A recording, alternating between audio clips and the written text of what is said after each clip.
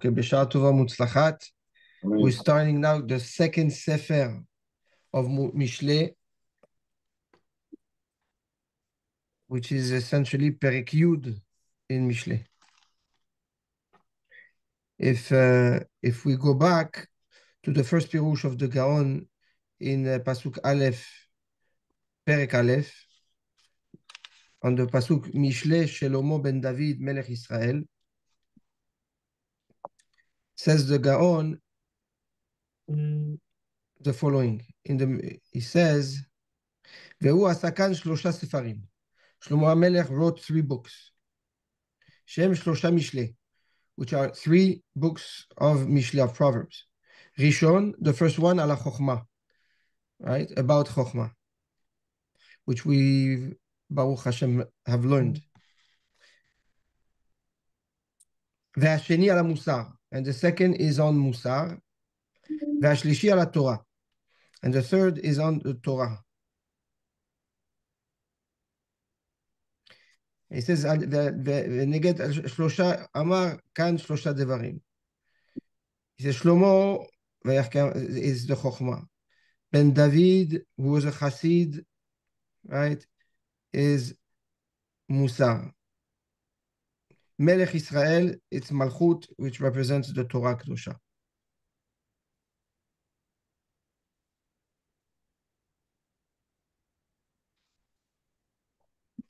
So here, essentially, this new Sefer is a Sefer that talks about Musar, and we're going to see more in depth. Okay, the Gaon explains this nicely.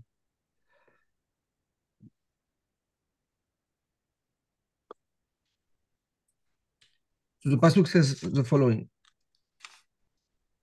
Mishle Shlomo ben Chacham, Mishle Shlomo, the Proverbs of Shlomo. Ben Chacham Yesamach Av, a wise son brings happiness, brings joy to his father. Uben Ksil, and a full son, to Gat Imo, brings sorrow and distress and pain to his mother. So the Gaon brings an introduction. And he says, if you pay attention, Mishle Shelomo, right? In the word Mishle and the word Shelomo, you have the same root, which is Mashal or Shalem, right? Same letters, Shin Lamed Mem. In Mishle, you have a Yud, and Shelomo, you have a He. So he says, Mishle Shelomo, he says, this is, Shlomo was able to write these Mashalim because he was Shlomo. He fulfilled, he rose to a level of Shlomo. And what does it mean to rise to a level of Shlomo? It's Shalem He. The He of HaKadosh Baruch Hu was Shalem, was complete. And what is the He in the Yud Ke Vav Ke? Is the Malchut, like the second He is the Malchut. Meaning that the Malchut Hashem was complete. Mishle is Shalem Yud. Right? Shalem Yud, it means what? Yud we know is Chokhmah in the Yud Ke Vav Ke. So the Chokhmah was Shlema. Right? So what does that mean? It means that the Chokhmah of Shlomo was complete by having Shlomo elevated and complete his level of Malchut. Malchut is essentially, like we say, is the vessel, right? So he filled up his vessel so much, he elevated himself so much that he was able to connect to a complete dimension of the Torah. What? But he got to the highest level, Eliona of Chokhmah? Yes. Wow. Matan, we don't hear you. We can't hear you. Now? No, we hear. Matan, we don't hear. I don't know. Okay.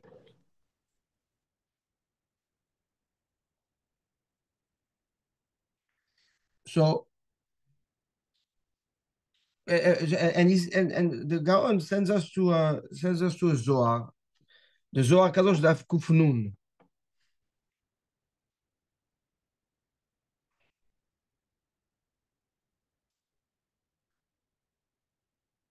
The Zohar said the following. It says about Shlomo "Begivon nira Hashem el Shlomo b'chalom halayla." In the beginning, Hakadosh Baruch Hu appeared to Shlomo in Givon in a dream,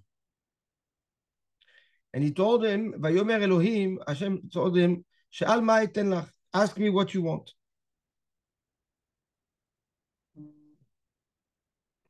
So the Zohar says, if Hakadosh Baruch Hu came to Shlomo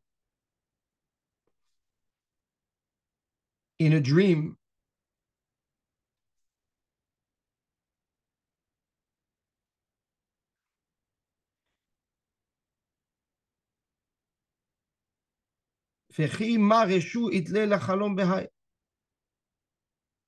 what power, Chalom is the Dargah of Gavriel. So he says, how can Gavriel, who is the Shaliach of HaKadosh Baruch Hu, to give a message, a prophetic message, okay, in the Chalom, in a low level of prophecy, because we know that the lowest level of prophecy is in the dream. How can Gavriel tell Shlomo HaMelech, ask me whatever you want, I'll give you. Like, what authority does Gavriel have to make such a statement? So the Zohar answers, it's like the highest level went down and down and down until it got to Gavriel. So it's not that Gavriel was Gavriel on his own, okay, conveying a message, but it's all the upper levels that actually themselves came down all the way to Gavriel. So Gavriel was filled with all the authorities. Yes, it's like the ambassador comes with the minister, who comes with the head of state themselves. They all come together, but it's the ambassador talking.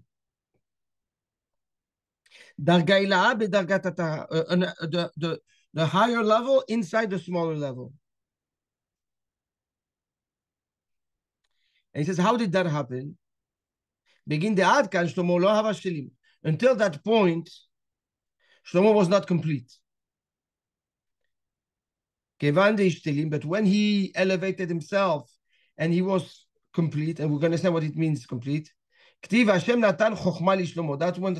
Shlomo was blessed with the Chokhmah. Right? The Chokhmah of Shlomo became complete, Shlema, right? דקיימה הסערה בהשלמותה. The Malchut was complete. Ube Makdesha Itbena, and with this the Bet HaMikdash was built. Ukeden Hava, and at that point, Shlomo HaMelech, Avachame Shlomo Ena Be'ena Bechokhmata. Shlomo was looking at the Chokhmah face to face, eye to eye. Velo itzterich lechemla, and he didn't need anymore to dream. He elevated himself in a much higher level. So the Zohar Kadosh basically says the following: that Shlomo HaMelech, yes, worked on himself to become the biggest possible vessel to Chokhmah. And that's the Shlomo, Shalem He. The He is the Malchut, which is the Kli Kibul, which is the vessel. Yes, meaning he made himself ready all the time to receive more and more Chokhmah. He built himself, and he built his life, and he built his personality, he built his focus with one purpose, okay? To receive the Chokhmat Hashem. to the point, but it was not enough. It was not enough. Why it was not enough? Because he was the vessel, but he was still missing the connection, right? It's like there was a faucet, there was a vessel, but the faucet was not turned on, or was not open. So for HaKadosh Baruch Hu to come and reveal himself to him, it had to go through the level of prophecy of the Chalom, of the dream, which is through Gabriel. But then something happened. What happened? Shlomo HaMelech decided that he wants to build the Bet HaMikdash. That's what the Zohar says. Kevan de Ish Telim, since he got complete, how did he get complete? He decided that now is the time to build the Bet HaMikdash. So through that initiative,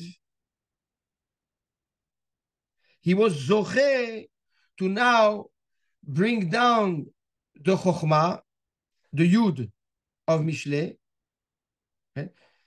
And by his elevation and his focus to build a Mikdash Hashem, and you have to understand what does it mean to build a Bet HaMikdash. We're going to understand in a minute, right? He was zoche to look at the Chokhmah eye to eye, meaning nothing was hidden from him. HaKadosh Baruch Hu opened the veil, revealed, took out the veil of the Chokhmah, right? And let Shlomo HaMelech look at it and see it, mamash beshlemut. So the Zohar comes and tells us the following, and that's from Mishle, right? Meaning the Yud was Shalem, the Chokhmah was Shalem, Shelomo, because Shelomo was the hair of Shalem, was also Shalem, and it's when that happened, okay, that Mishle was written. So chronologically, it was after the idea to build the Beit HaMikdash when he was enlightened to write Mishle. That's right. That's right. No, before he built it. Huh? Before it was built. Before it was built, it was the Chokhmah. Yes, what he got is at this time. It's incredible that he got the zechut of Chokhmah through building the Beit HaMikdash. You would think Ala bedato. He wanted to build the Beit HaMikdash, but that he built himself also, right? He built himself also. And as a reward, he got to see Chokhmah eye to eye. Yes. Which is incredible. Ala bedato. Before he built the Beit HaMikdash already, he got it. He had it. All he needed is to want to build the Beit HaMikdash after he built himself. Why? So the concept of building a Beit HaMikdash is essentially an extension of what he was doing. To build yourself is and as a vessel to receive the Shekhinah and to serve HaKadosh Baruch Hu, yes, is building a pipeline between you and God, which is very specific. It's you and HaKadosh Baruch Hu, yes. Now, until that point, there was only individuals that were able to build that connection. Matan Torah, HaKadosh Baruch Hu made it that there should be a connection between Am Yisrael as an entity and HaKadosh Baruch Hu through Moshe Rabbeinu. Yeah, and then HaKadosh Baruch Hu says you're going to build a Mishkan. You're going to build a Mishkan, and that will be the point of contact. But that was also Nayad. This was moving, right? It was not in a specific place. There was no makom. There was no space that revealed that dynamic, that connection. Even though it was preset that Yerushalayim should be, the Har HaBayit should be that place. Yeah, but it was a potential. Shlomo HaMelech decided to bring that interaction between HaKadosh Baruch Hu and Am Yisrael to realization, not from kelim, from utensils that actually move, but from the makom. He revealed the connection of HaKadosh Baruch Hu through the makom. And we know that makom is a gematria shel HaKadosh Baruch Hu. We know that, right? Yud Ke Vav He. If you do Yud times Yud, He times He, Vav times Vav, He times He, it's gematria 146, gematria 186. Sorry, gematria makom, right? So HaKadosh Shlomo HaMelech, right, by being shalem with the chokhmah, and this he received because he was shalem as a vessel. So the two points were now complete and ready to come together. All it needed was the makom. So when he decided to take that avodah outside of himself and place it and give the makom its role, yes, HaKadosh Baruch Hu said, okay, now the chokhmah is all yours. Now you can look at the chokhmah eye to eye. It's not just a potential, it's a reality.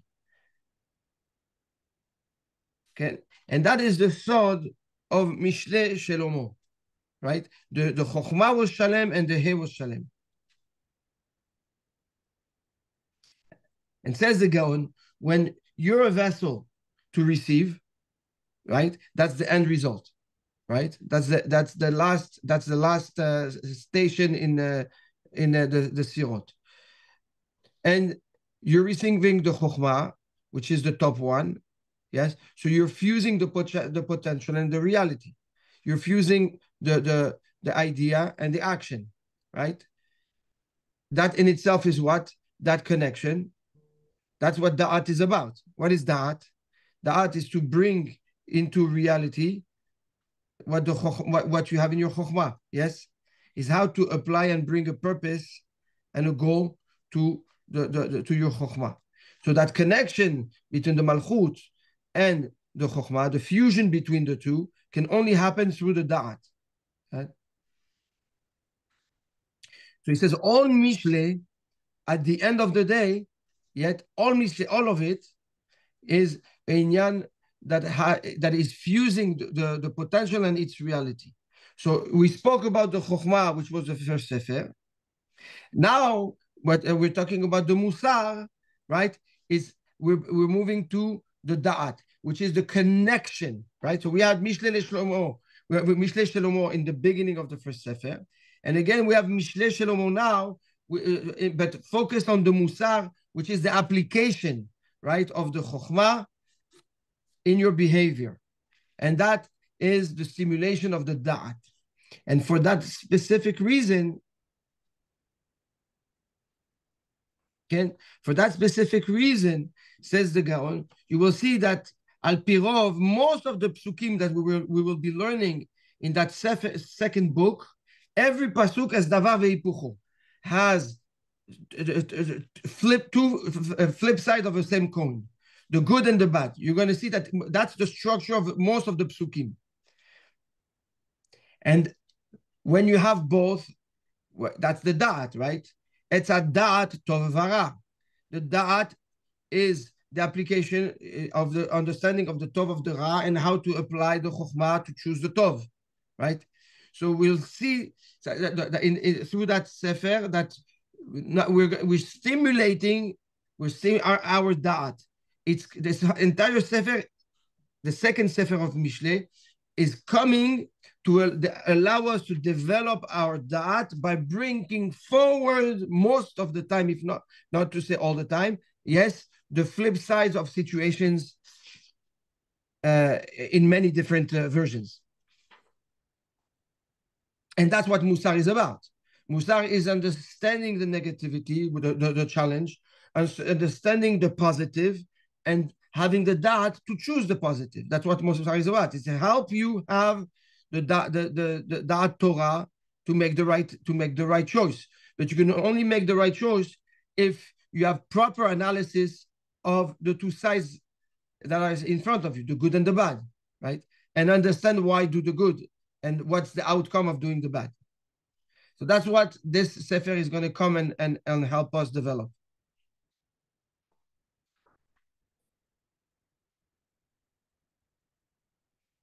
And then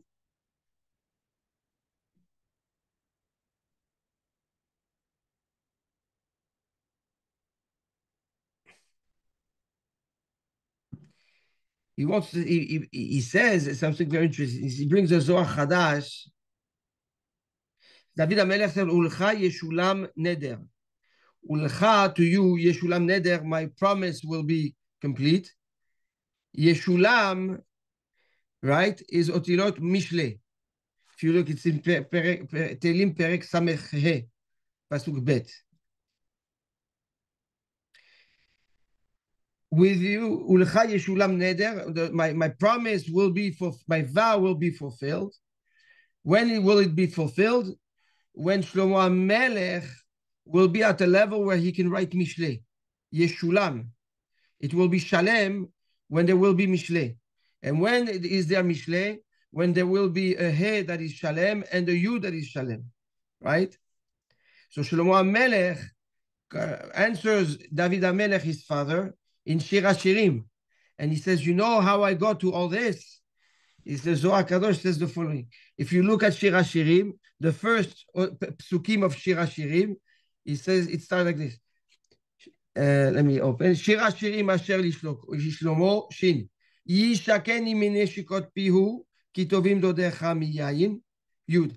Lereach shemanecha tovin shemen torah shemecha, al ken alem amot ahevucha moshreni. Right? Shin.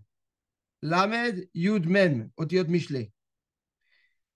So the Zohar Kadosh, Shlomo HaMelech signed the Otiyot Mishle to say that it's b'zchut the completion of the Chokhmah, the Yud, the Shal Yud Shalem, that he was zocheh to write the Shir HaShirim, right, and to be able to accomplish everything, the neder of his father, the Yeshulam. So the Yeshulam, right, is in the Mishle and is in the Shir HaShirim, in the first letters of the first four Pesukim of Shir HaShirim. So essentially, okay, Shlomo HaMelech is coming to tell us that if he built the Bet HaMikdash, and if he was zocheh to write the Mishle, and if he was zocheh to write Shir HaShirim, it's only because, right, he prepared himself as a vessel all his life to be receiving Chokhmah. That was the purpose of Shlomo HaMelech. And Bezeh Zachal HaChokhmah. And not only to Chokhmah, he was zocheh to a Chokhmah that there was no buffer between him and the Chokhmah. And that, thanks to his endeavor and his initiative to build the Mikdash Hashem, to transfer, to extract this internal interaction and make it into a more general thing, right? It took something that was personal and made it communal. Now everybody all Am Yisrael, right, converge towards the Bet HaMikdash. Some things that at the time before the Bet HaMikdash, it was very personal. You would bring a korban to wherever you are. You could bring korbanot. It was not something for the community. It was personal. Somebody wanted to bring a korban, you bring a korban. You were mekadesh the makom. You engraved in the makom. You brought out from the makom its potential. So essentially, this is what Chokhmah is about. If his Chokhmah is only for you, then okay, so you benefit from it. But that's not the end of the Chokhmah. The end of the Chokhmah is to actually bring it out there and give it and teach it and make it accessible to all. Shlomo HaMelech took that connection he had with Hashem and made it accessible to all, that everybody now can connect to HaKadosh Baruch Hu through the Bet HaMikdash, because that's the Bet HaMikdash is about, right? He became Shalem, right? And that's why also the Bet HaMikdash is in Yerushalem, right? Inside, so there is a parallelism between Shelomo, that has the word Shalem, Mishle, that has the word Shalem, Shir HaShirim, that has the Otiyot Shalem in the first verse, and Yerushalayim. Okay. So this being said, that's the introduction of Mishle Shelomo. That's the secret in the words Mishle Shelomo. So Shlomo HaMelech is coming to teach us now Musar and tell us you should know that Musar comes from an infinite connection to the Chokhmah, access to the Chokhmah. And what I'm telling you is not something that is specific to me, to my generation, but because it comes from the source of Chokhmah that has no buffer to it and no filter to it, it's applicable to anybody in any situation, in any generation. Mechila, can you just say that last part again? The Chokhmah, because there was no buffer to the access of the Chokhmah, right? The teachings, yes, are applicable to anyone in any generation, in any situation. It's not specific. Usually, when you think about it, when you give over Chokhmah, it's very specific to your knowledge and your environment, yes? When you teach something based on how you were taught, how you understood, your ability to relay it, who's listening, their capacity, the environment. There's a lot of factors that limit the chokhmah that you learn and you convey. Here, Shlomo HaMelech tells us, since there was none of those filters and limitations, right? What I'm teaching you is applicable to anyone at any time in every generation and every circumstance. So no one can come and say, this does not apply to me, or I cannot relate to that. What we also learn from this is that by learning Mishlei, you tap into the Chokhmah in its purest form.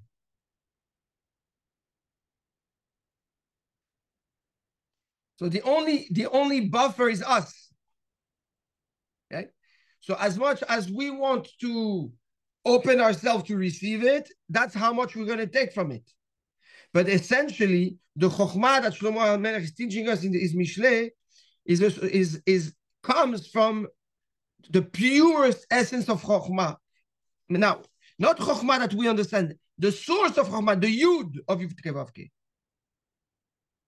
That's what we are tapping into. So we are our own limitations in what we're learning.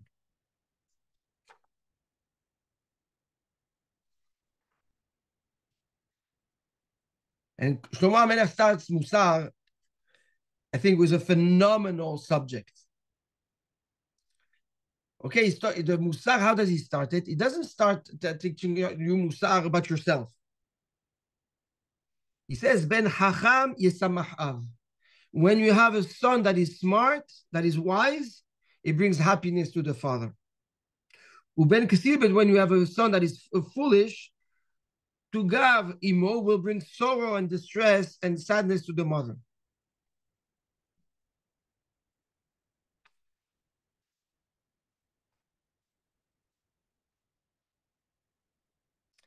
He says like this.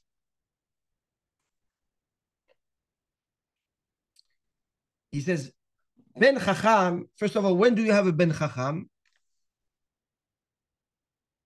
You can only have a Ben that is Chacham, says the Gaon, She'aviv ve'bet HaMidrash. When the father is in the Bet HaMidrash and the son sees the father in the Bet HaMidrash, then Ben Chacham. The son wants to be a Chacham. And when you think about it, it's very logical. Because a son wants to copy his father naturally. Because when the son is a little kid, he sees his father, and he's like, "What? My father is the best. He's the greatest. He's the smartest. He's the richest. He's the most strongest, right?" And slowly, as the son grows, he realizes that the father is he's not that strong. He's not that smart. He's not that rich. He's not that. And eventually, this disconnect happens. But the Ben, originally the Ben sees his father, and he as an idol. So when the son sees that what matters to the father is the Torah, is the Bet HaMidrash, then that stimulates the son to want to do the same thing. So what's important to the father is Chokhmah ben Chacham. The son also will want to learn Chokhmah because this is what's important.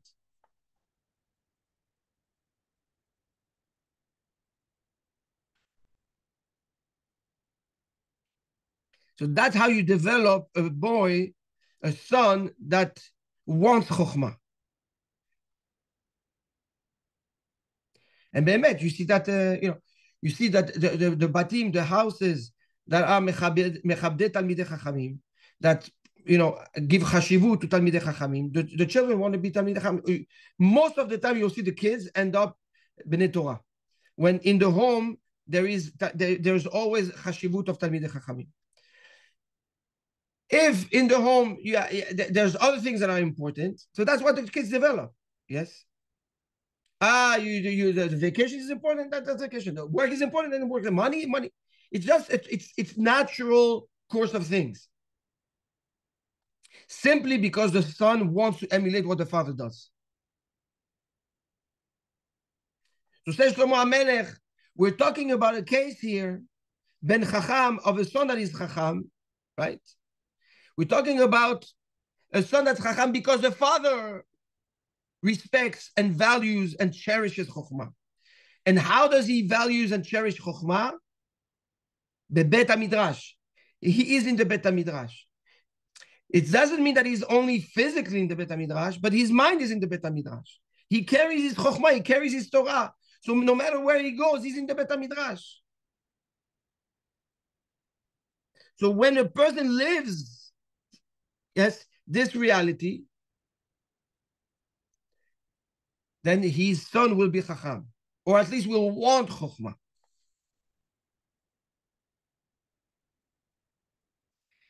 Now, when the Ben is Chacham, where is the son going to want to go? Where the father goes. So the son also is going to want to go to the Bet HaMidrash.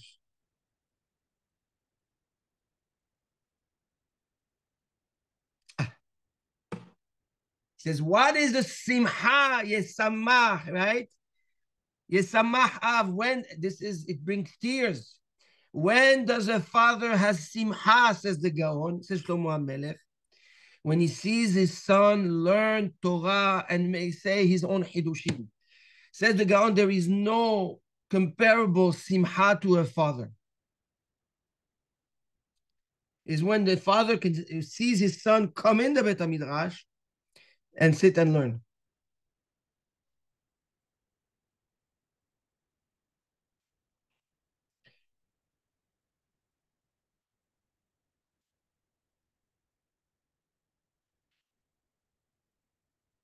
And says the Gaon, he brings the Eliyahu Rabbah, he says that the Yistamach Bod, it's not only that he's happy. His source of happiness is his son.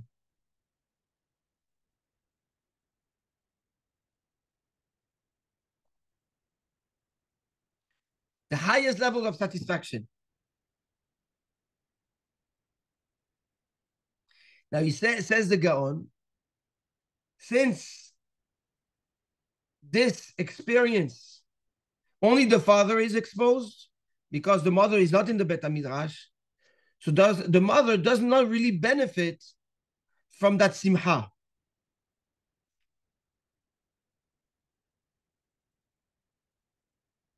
So what is the simcha of the mother? The simcha of the mother is to know that her son is in the Bet HaMidrash learning with her husband. But because she doesn't see it, the ikar of the simcha, the intensity of the simcha is not the same.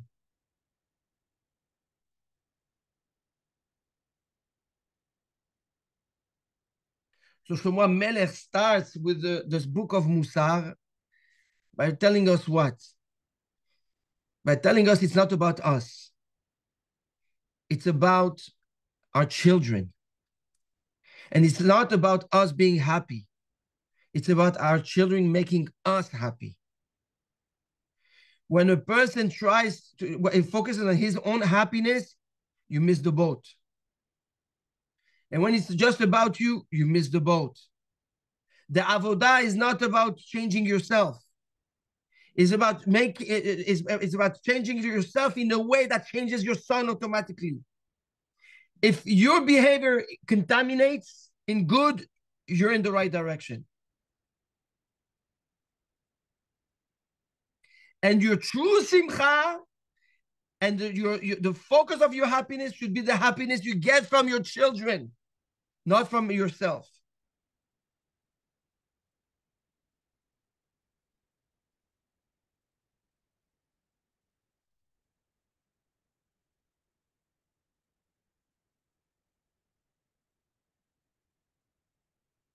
The flip side to that,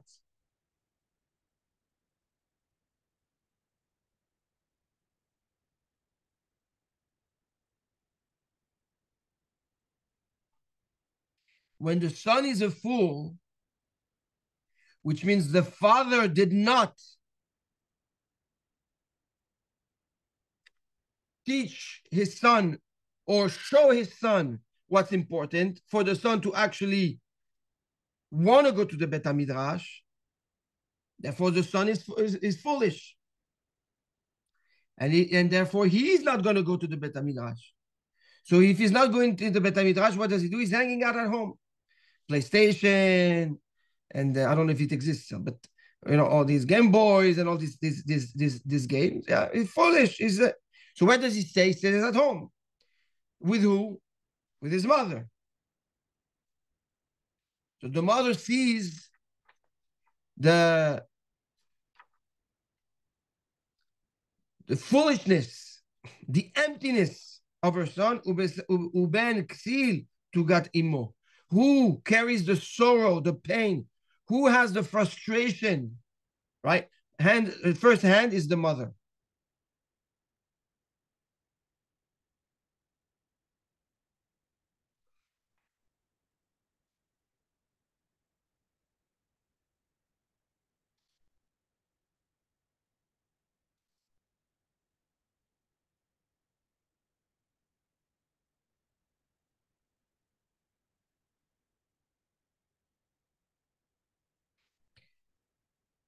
Now, the Gaon will explain now how come there is this extra simcha benefit that the father gets that the mother doesn't get, and why is the mother exposed to more sorrow than the father.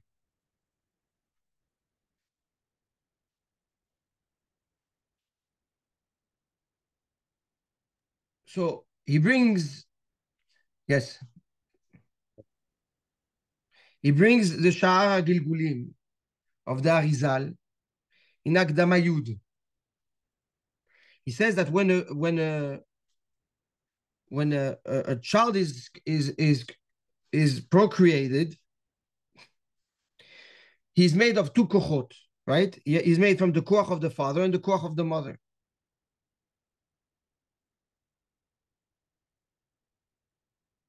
Now, when it's a boy,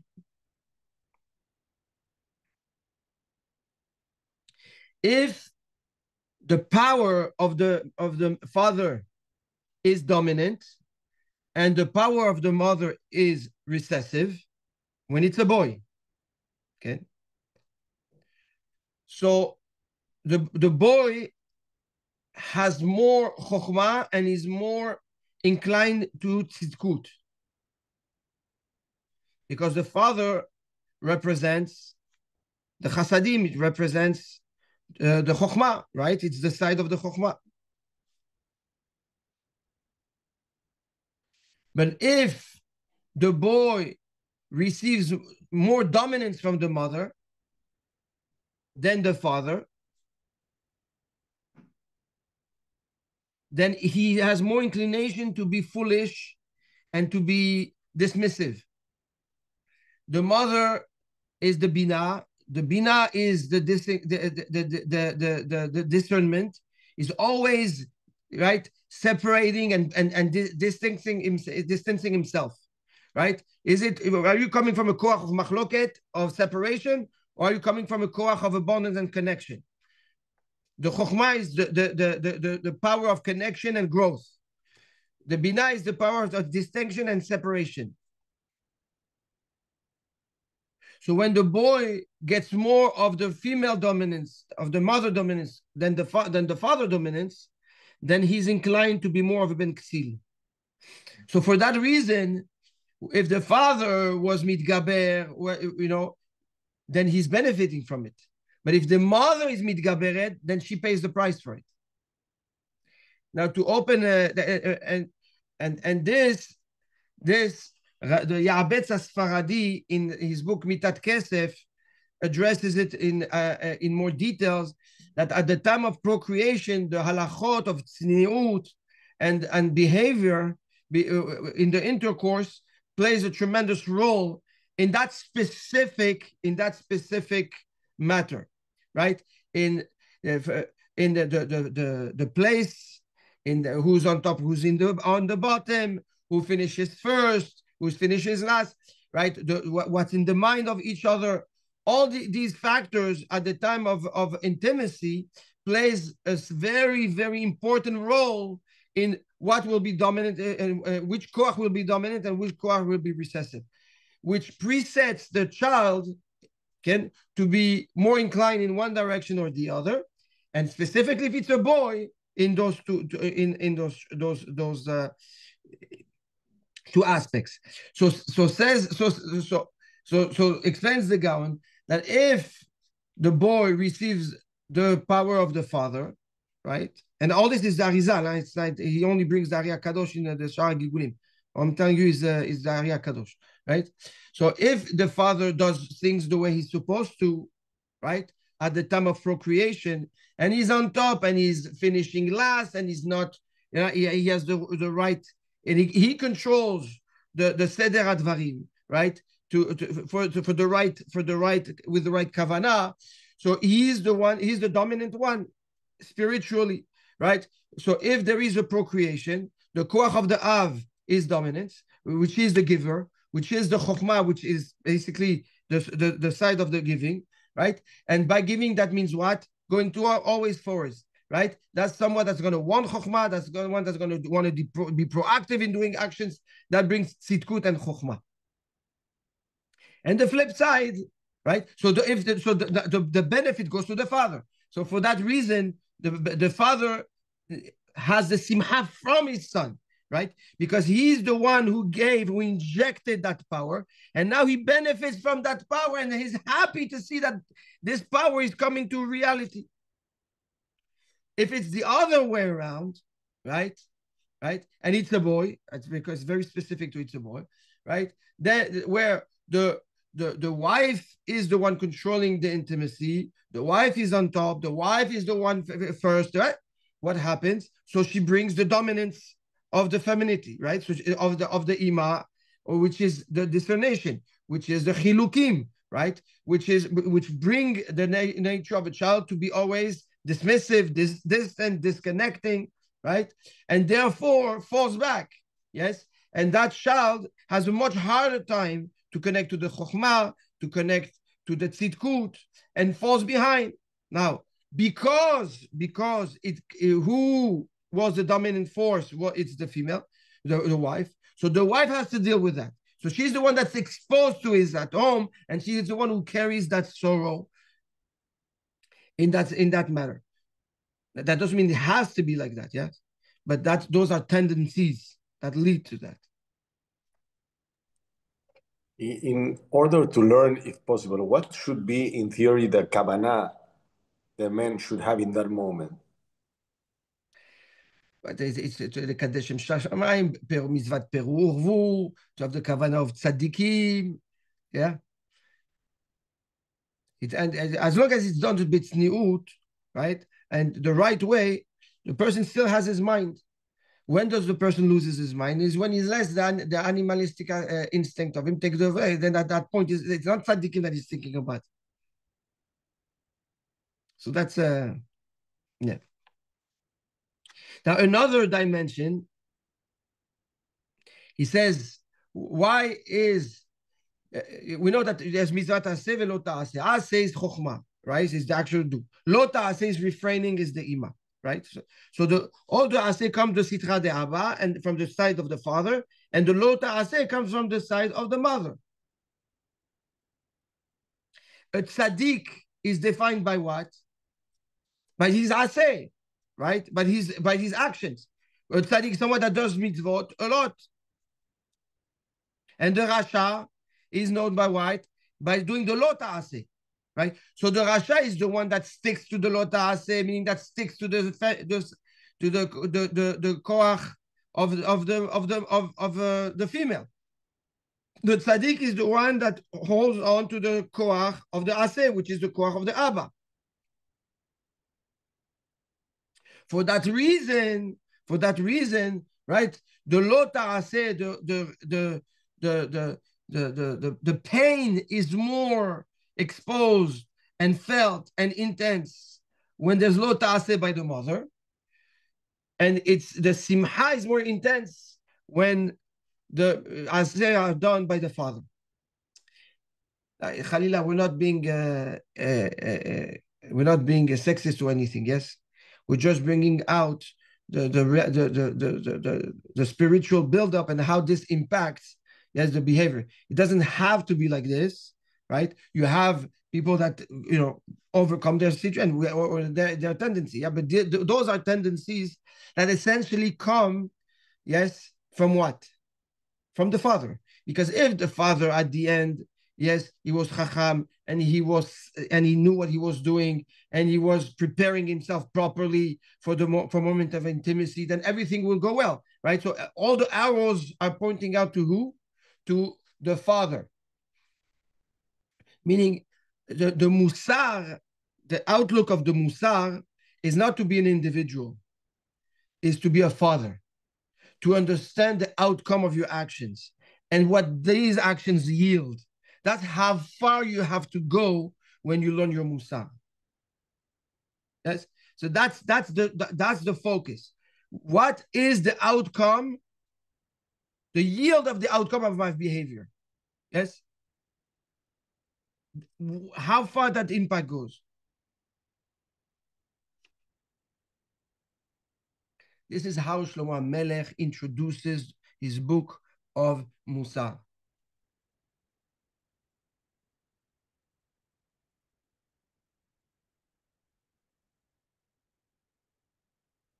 Of Be'ezrat Hashem. Incredible. We're gonna stop here. We just Pasuk Aleph. Oh, Hashem. Any questions? I mean, it's pretty straightforward. It's insanity. Oh,